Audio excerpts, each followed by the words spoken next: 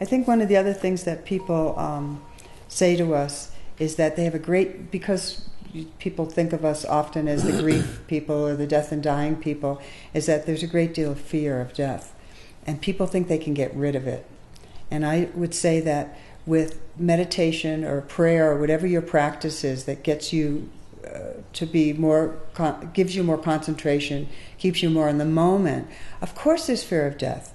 I'm not really afraid of death and what comes after. Because of my practice, I've had experiences that I know that this body will die. There's no doubt about that. And this body doesn't want to die. I do not want to leave Stephen. I love him, and I love my life, and I'm very attached, obviously, to him. And any of you out there, if you had someone like him, I'm sure you'd feel the same way. But I do have fear around the process of dying. Just like anyone else, I do not want, I have no fantasies of being in pain that are good fantasies. So I don't think anybody wants to be in pain. Anybody wants to lose control. And I think some of our fear around dying is a loss of control.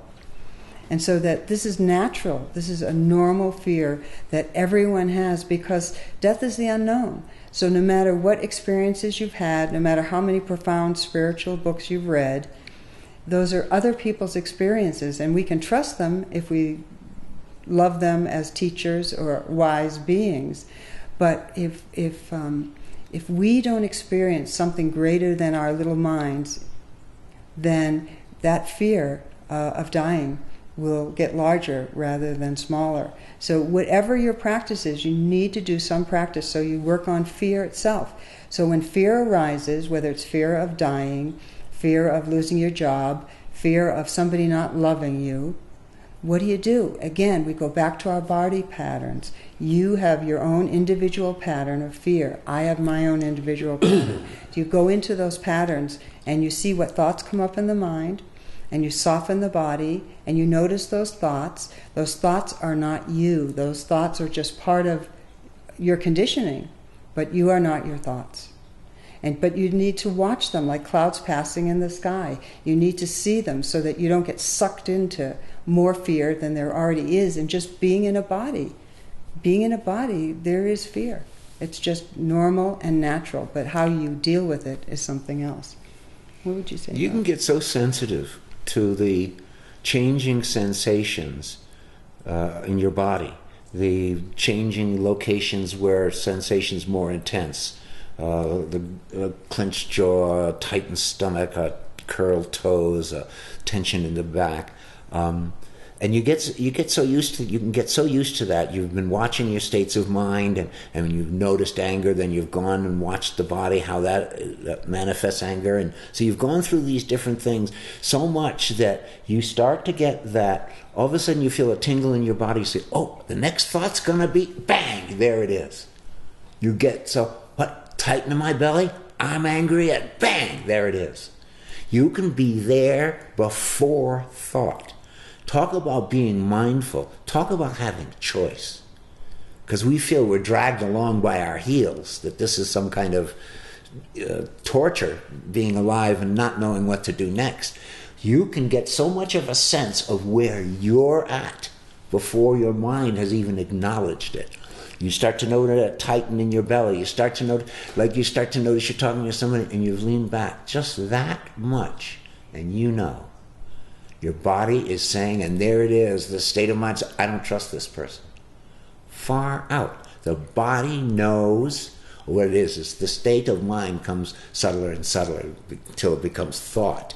But on the way from what they call a mind moment to thinking is a lot of levels, a lot of imagery, and the more sensitive you are, the more you'll see stuff you didn't even know was there. And a lot of it has to do with what your next choice is going to be. It's called dependent origination in Buddhism.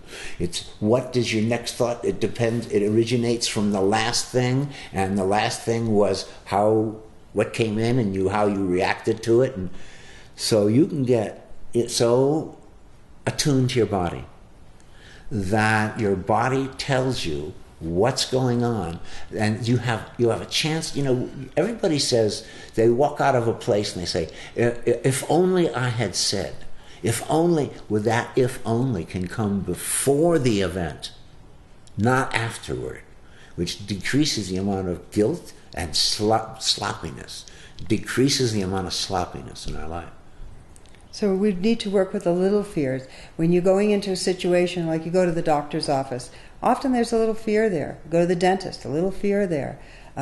Go see your family member that you maybe don't get along with so well, a little fear there.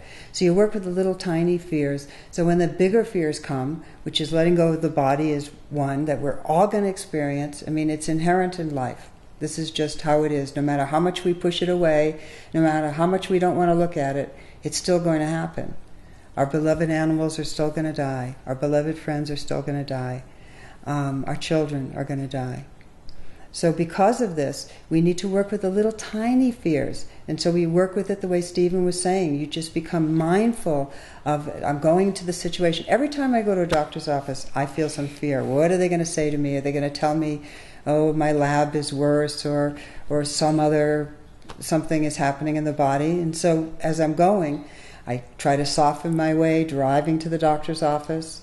I try to just kind of slow my breath down. I'm sitting in the waiting room. Instead of distracting myself by reading magazines, which I would have done in the past, and it's still okay to do that. I'm not saying don't distract yourself, but it's very skillful to just slow your breath down. Just instead of like breathing in and out, usually your breath will get quicker when you go to the doctor or the dentist. You just intentionally slow it down a little. And in slowing it down, it calms the whole body. Then when your doctor, your dentist has whatever they have to say to you, you're more apt to hear it.